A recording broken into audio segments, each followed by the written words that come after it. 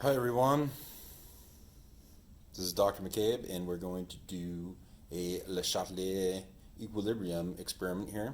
There's four different parts and multiple parts within each of those four parts. So follow along closely. And this first part I'm going to call part A, and that is looking at a solution of saturated sodium chloride. And we're going to pour a little bit of that into our test tube. So I made this solution by dissolving 23 grams of sodium chloride in 100 grams of water. And the first thing we're going to do, so this will be part one of A, is we're going to add some sodium chloride. We add solid sodium chloride.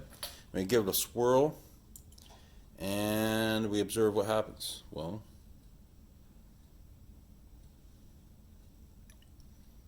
what do you see? Write down what you see.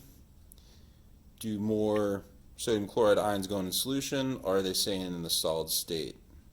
Okay. So there's part A, number one. Now part A, number two. We're going to again add some saturated sodium chloride to a test tube, but now we're going to add some concentrated 12 molar hydrochloric acid and observe what happens. Whoa, there you go. So what did we see there? It turned white, hopefully at this point. Now, in your chemistry careers, you recognize that by adding that hydrochloric acid, we formed more solid sodium chloride. So there's part A and part 1 and 2 of A. Adding solid sodium chloride to a saturated sodium chloride solution and adding concentrated hydrochloric acid to a saturated sodium chloride solution. Put those in the back here now. We're done with part A, and we will move on to part B. So part B, we're going to look at the equilibrium of bromothymol blue, BTB there on the bottle. And the idea here is bromothymol blue, of course, is an indicator. So we're going to just kind of look at what happens, if you can see it there,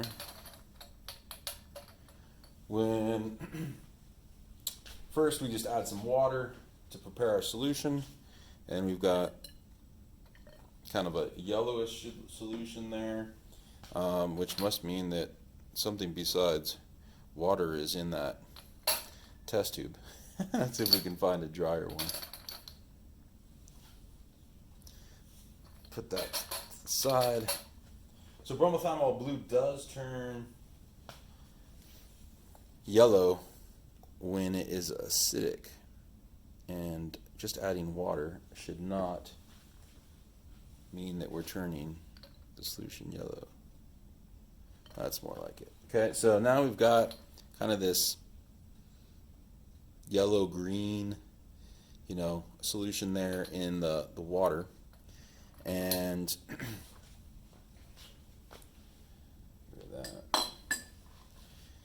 then first thing we're going to do is we're going to add some 0.1 molar hydrochloric acid, all right, and see what happens. So bromothymol blue in part B here, this would be number 1 of part B, so adding hydrochloric acid.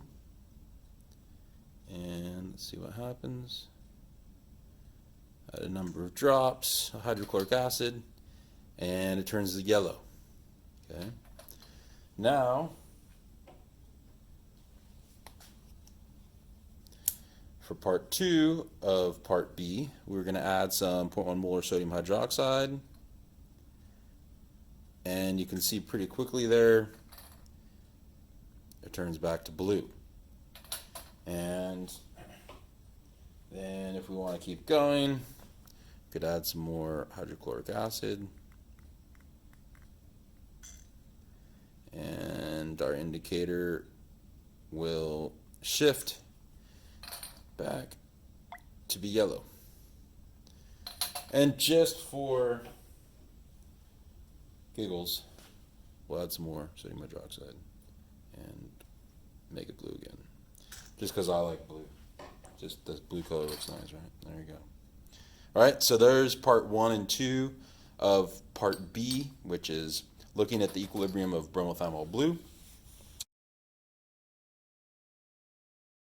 Now we'll get into a little bit more interesting stuff. We're going to look at this solution here. So this solution here was made by combining 0.1 molar iron nitrate and 0.1 molar potassium thiocyanate. Okay, and what we're going to investigate is that equilibrium. So the iron 3 and the thiocyanate will form what's called a complex iron. Thiocyano, what is it called? Ferrous thiocyano. So what we're going to do to this is we're going to take a little bit out. We're going to use this as our reference. And then we're going to add a little bit to a couple other test tubes here.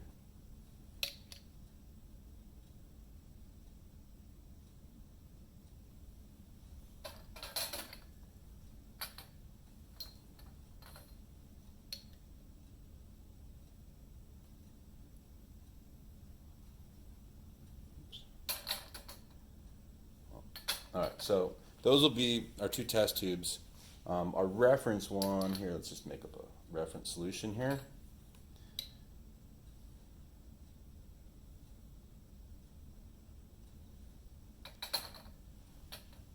Is going to be that guy.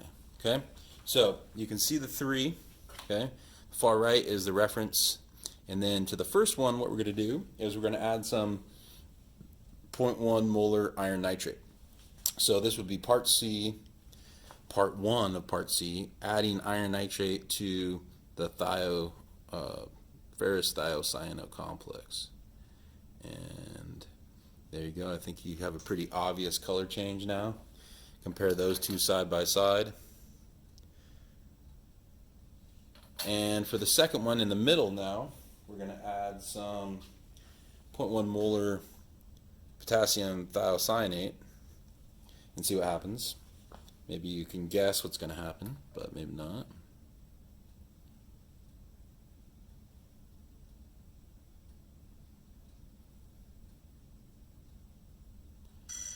Taking a little bit more there, but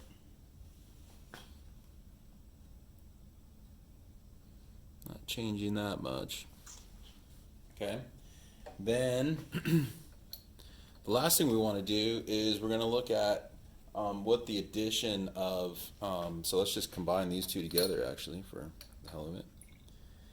And so now you've got that nice dark red color. And remember, this is kind of where we started with this before we added any iron or thiocyanate. Now what we're going to do is we're going to add some 6 molar sodium hydroxide to that. Whoa, what happened there? Just add a little bit more.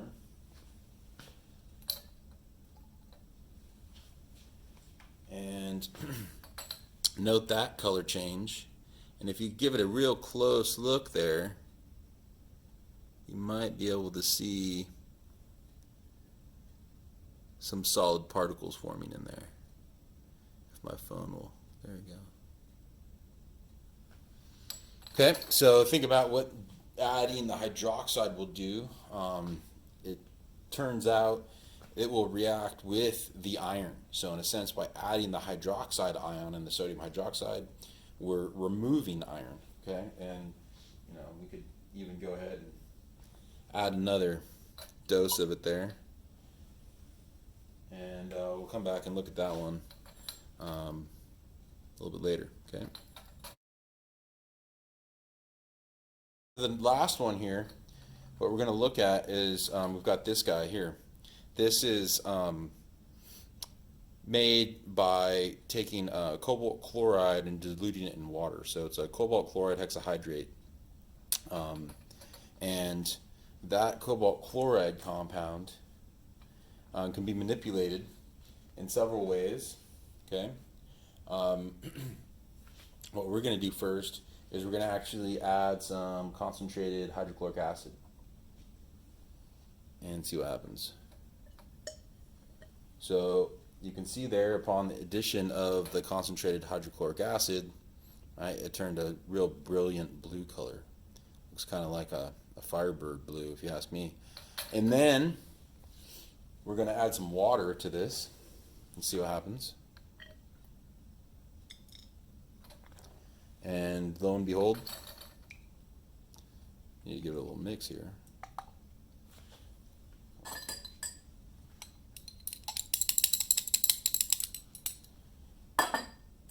We end up with this nice pretty pink color. Now we're going to actually, for the third step of part D here, we're going to place that in the water bath.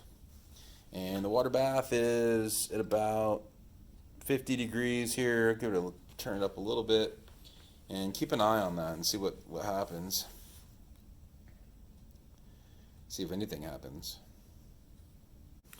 So here it is a few minutes later, actually about 10 minutes later, and you can kind of see side by side the pink, and it's turning maybe a little more purple, so towards the blue end of things.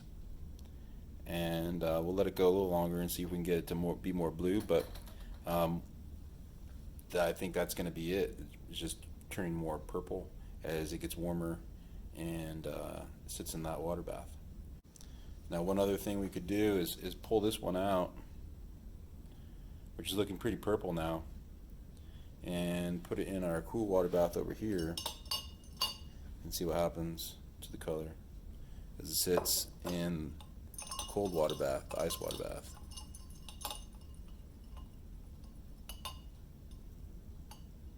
I think you can pretty quickly see a noticeable color change as it cools down back to pink.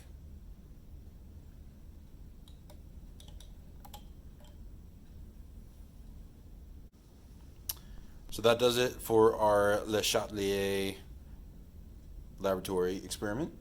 And the cobalt chloride part of the experiment was part D. Part 1 being the addition of hydrochloric acid, part 2 being the addition of water, part 3 being the addition of heat, and then part 4 being the removal of heat or cooling. So go ahead and work on answering the questions associated with each of those parts, and hope you enjoyed this video.